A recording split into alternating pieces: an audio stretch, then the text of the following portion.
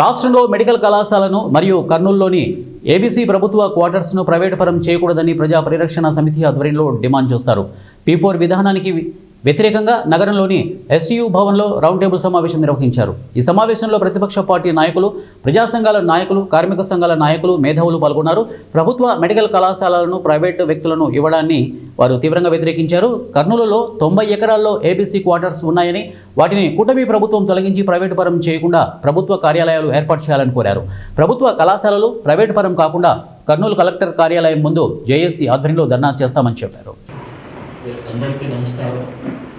నుంచి ఏపీ విధానంలో ప్రైవేట్ వ్యక్తులు అప్పచెప్పాలి ఒకటి, ఇలా కర్నూలులో ఏపీసీ క్యాంపులు ఒక మొదటి కర్నూలు అప్పచెప్పినటువంటి ఒక సూచన లేదా ప్రయత్నం ప్రజలందరూ కూడా ఖండించాల్సిన అవసరం ఉంది. ఈరోజు ఈ 17 మెడికల్ కాలేజీలో 5 కూడా అప్పచెప్తారు, 5 పులివెందుల ప్రాంతాల్లో. ప్రతి 5 ప్రైవేట్ కాలేజీకి సంబంధించి కూడా ఒక్కొక్క మెడికల్ కాలేజ్ సంబంధించి ప్రభుత్వం 50 ఎకరాల నుంచి 100 ఎకరాలు వస్తుంది. ఈ ప్రభుత్వం మొత్తం కూడా ఈ ప్రభుత్వము ఈ మెడికల్ కాలేజ్ నిర్వహించడానికి ఏర్పాటు చేయడానికి తగినటువంటి బడ్జెట్ డబ్బు లేదని ఒక అంశం వేగంగా నిర్మించి ప్రజలకు ఆసుపత్రి